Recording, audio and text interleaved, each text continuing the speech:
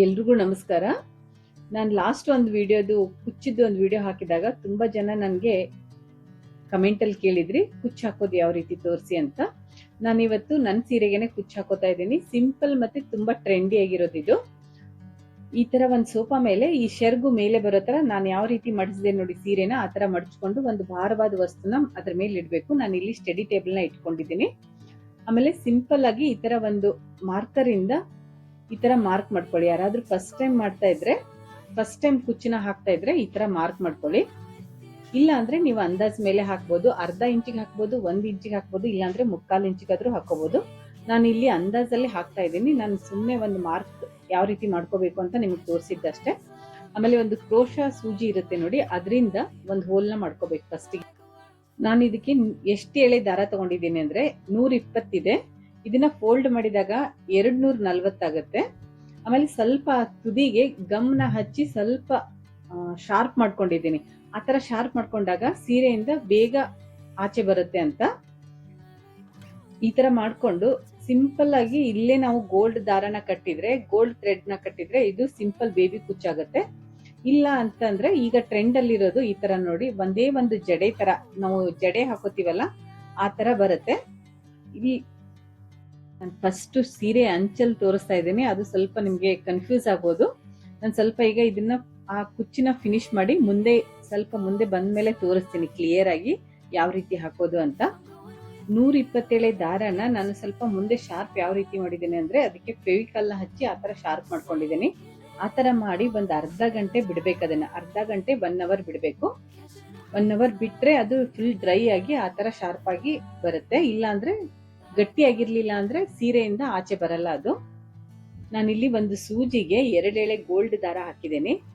ಅದನ್ನ ಹಾಕಿ ಈ ತರ ಸುತ್ಕೊಂಡಿದ್ದೀನಿ. ನಾನು ನಿಮ್ಗೆ ಮುಂದೆ ತೋರಿಸ್ತೀನಿ. ಅಲ್ಲಿ ಫಸ್ಟ್ ಸ್ಟಾರ್ಟಿಂಗ್ ಸ್ವಲ್ಪ ಕನ್ಫ್ಯೂಸ್ ಆಗುತ್ತೆ. ಈಗ ತೋರಿಸ್ತಾ ಇದ್ದೀನಿ ನೋಡಿ, ತುಂಬಾ ಹತ್ರದಿಂದ ತೋರಿಸ್ತಾ ಇದ್ದೀನಿ.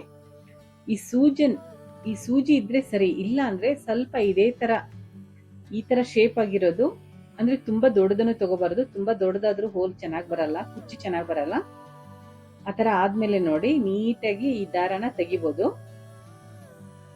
ಇದು 1 ಇಂಚು 1.5 ಇಂಚಷ್ಟು ಮೇಲೆ ದಾರ ಬಿಟ್ಕೊಂಡು ಇದನ್ನ ಫೋಲ್ಡ್ ಮಾಡ್ಬೇಕೀಗ. ಫೋಲ್ಡ್ ಮಾಡ್ಬೇಕಾದ್ರೆ ಹಿಂದ್ಗಡೆ ಇರೋ ದಾರನ 2 ಭಾಗ ಮಾಡಿ ಇದನ್ನ ಮಧ್ಯೆ ಇಟ್ಕೋಬೇಕು. ಈ ಜಡೆ ಹಾಕ್ತಿವಲ್ಲ ಆ ತರ ಲೆಫ್ಟ್ ಸೈಡ್ ಆದ್ರೂ ಫಸ್ಟ್ ಹಾಕೊಳ್ಳಿ, ರೈಟ್ ಸೈಡ್ ಆದ್ರೂ ಫಸ್ಟ್ ಹಾಕೊಳ್ಳಿ. ನಮ್ಗೆ ಯಾವ್ದು ಅನುಕೂಲ ಆಗುತ್ತೆ ಆ ತರ ನೀವು ಜಡೆ ಯಾವ ತರ ಹೆಣಿತೀರಾ ಅದೇ ತರ ಮಾಡ್ಕೊಂಡು ಸ್ವಲ್ಪ ನೀಟಾಗಿ ಹಿಡ್ಕೊಂಡು, ಗೋಲ್ಡ್ ದಾರ ಇರುತ್ತೆ ನೋಡಿ, ಗೋಲ್ಡ್ ದಾರ ಒಂದು ಸೂಜಿನಲ್ಲಿ, ಚಿಕ್ಕ ಸೂಜಿನಲ್ಲಿ ಹಾಕೊಂಡಿದ್ದೇನೆ. ಅದನ್ನ ಹಾಕೊಂಡು ನಿಮ್ಗೆ ಲೆಫ್ಟ್ ಸೈಡ್ ಇಂದ ತಿರುಗಿಸಕ್ಕೆ ಅನುಕೂಲ ಆಗುತ್ತೆ ಅಂದ್ರೆ ಲೆಫ್ಟ್ ಸೈಡ್ ಇಂದ ತಿರುಗಿಸಿ, ಇಲ್ಲ ಅಂದ್ರೆ ರೈಟ್ ಸೈಡ್ ಇಂದ ತಿರುಗಿಸಕ್ಕೆ ಅನುಕೂಲ ಆಗುತ್ತೆ ಅಂದ್ರೆ ರೈಟ್ ಸೈಡ್ ಇಂದ ತಿರುಗಿಸಿ. ಸ್ವಲ್ಪ ಫಸ್ಟಿಗೆ ಮಾಡೋರಿಗೆ ಸ್ವಲ್ಪ ಕಷ್ಟ ಅನ್ಸುತ್ತೆ. ಅದು ಹಾಕ್ತಾ ಹೋದಾಗ ರೂಢಿ ಆಗುತ್ತೆ. ಈ ತರ ಇದನ್ನ ಹಾಕ್ಬಿಟ್ಟು ಹಿಂದ್ಗಡೆ ಯಾವ ರೀತಿ ಲಾಕ್ ಮಾಡೋದಂತಾನು ನಾನು ನಿಮ್ಗೆ ಕ್ಲಿಯರ್ ಆಗಿ ತೋರಿಸ್ತೀನಿ. ಫಸ್ಟ್ ಟೈಮ್ ಯಾರಾದ್ರೂ ವಿಡಿಯೋನ ನೋಡ್ತಾ ಇದ್ರೆ ಸಬ್ಸ್ಕ್ರೈಬ್ ಮಾಡ್ಕೊಂಡು ನೋಡಿ. ಮತ್ತೆ ನಾನು ಪ್ರತಿ ಸರಿ ಕುಚ್ಚು ಹಾಕ್ಬೇಕಾದ್ರೆ ಒಂದೊಂದು ಟಿಪ್ಸ್ ನ ಹೇಳ್ತೀನಿ. ಈ ಕೊನೆನಲ್ಲೂ ಒಂದು ಟಿಪ್ಸ್ ನ ಹೇಳ್ತೀನಿ. ಈ ಗೋಲ್ಡ್ ದಾರ ಹಾಕಿದ್ಮೇಲೆ ಅದು ಗಟ್ಟಿಯಾಗಿ ನಿಂದಿರ್ಬೇಕಂದ್ರೆ ಯಾವ ರೀತಿ ನಿಂದಿರುತ್ತೆ ಅಂತ ನಿಮ್ಗೆ ಒಂದು ಲಾಸ್ಟ್ ಅಲ್ಲಿ ಟಿಪ್ಸ್ ಹೇಳ್ತೀನಿ. ಈಗ ನೋಡಿ, ಇದಕ್ಕೆ ನಾನು ಒಂದು ನಾಟ್ ಹಾಕೋತೀನಿ. ಆ ಗೋಲ್ಡ್ ದಾರ ಏನ್ ಸುತ್ತಿರ್ತೀವೋ ಅಷ್ಟು ಆ ಸೂಜಿ ಒಳಗಡೆಯಿಂದ ತೂರ್ಸ್ಕೊಂಡು ಅಲ್ಲಿ ಈ ತರ ನಾಟ್ ಹಾಕ್ಬೇಕು. 1 ಸರಿ ಅಲ್ಲ 2 ಸರಿ ಹಾಕ್ಬೇಕು, ಅವಾಗ ಗಟ್ಟಿ ಆಗತ್ತೆ. ಈ ನಾಟ್ ಏನಾಗುತ್ತೆ ಅಂದ್ರೆ ಒಂದೊಂದ್ಸರಿ ಕುಚ್ಚು ನಾವು ಹಾಕಿ ಸ್ವಲ್ಪ ದಿನ ಆದ್ಮೇಲೆ ಬಿಚ್ಚುತ್ತೆ. ಅದು ಬಿಚ್ಚಬಾರದು ಅಂದ್ರೆ ಏನ್ ಮಾಡ್ಬೇಕು ಅಂತ ನಿಮ್ಗೆ ಲಾಸ್ಟ್ ಅಲ್ಲಿ ಹೇಳ್ತೀನಿ.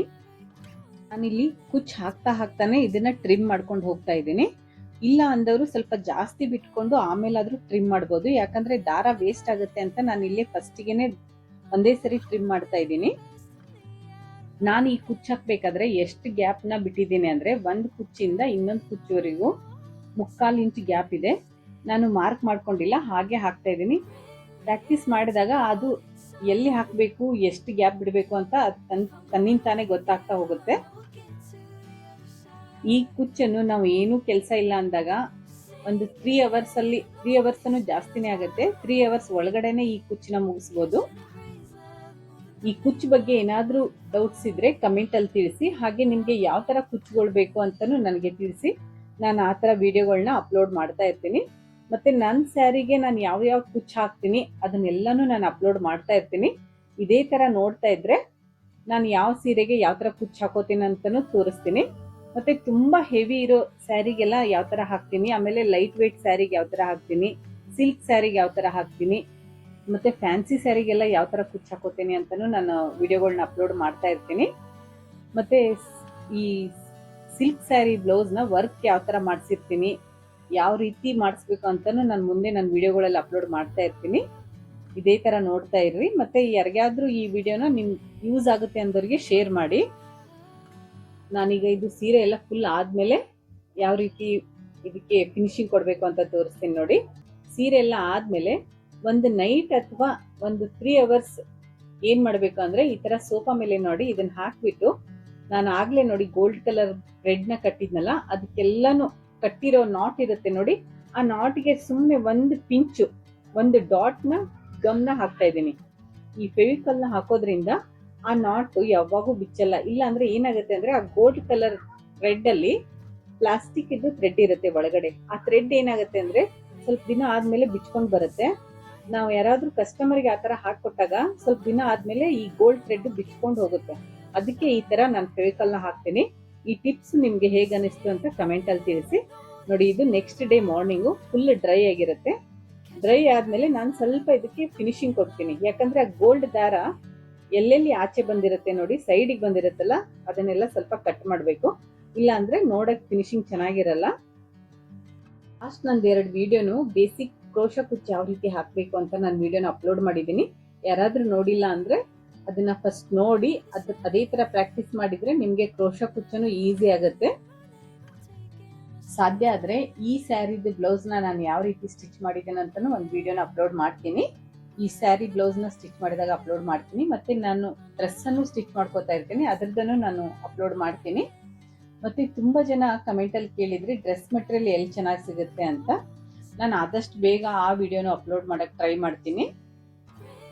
ಸ್ಟಿಚಿಂಗ್ ಬಗ್ಗೆ ಮತ್ತೆ ಈ ಕುಚ್ಚು ಕಟ್ಟಬೇಕಾದ್ರೆ ನಿಮ್ಗೆ ಏನಾದ್ರೂ ಕ್ವಶನ್ ಇದ್ರೆ ನನಗೆ ಕಮೆಂಟ್ ಬಾಕ್ಸ್ ಅಲ್ಲಿ ಕಮೆಂಟ್ ಮಾಡಿ, ನಾನು ಅದಕ್ಕೆ ಕಮೆಂಟ್ ಅಲ್ಲೇ ಆನ್ಸರ್ ಮಾಡ್ತೀನಿ. ಇಲ್ಲ ಅಂದ್ರೆ ಅದರದೇ ಒಂದು ವಿಡಿಯೋನ ಅಪ್ಲೋಡ್ ಮಾಡ್ತೀನಿ. ನಾನು ನೋಡಿ ಈ ದಾರನ ಯಾವ ತರ ತೆಗಿತಾ ಇದ್ದೀನಿ ಅಂತ ಜೂಮ್ ಮಾಡಿ ತೋರಿಸಿದ್ದೀನಿ. ಒಂದೊಂದು ದಾರ ಮಾತ್ರ ಸೈಡಿಗೆ ಬಂದಿರುತ್ತೆ, ಅದನ್ನ ಕಟ್ ಮಾಡಿದ್ರೆ ಸೀರೆ ಫಿನಿಶಿಂಗು ಚೆನ್ನಾಗಿರುತ್ತೆ, ನೀಟಾಗಿನೂ ಕಾಣಿಸುತ್ತೆ.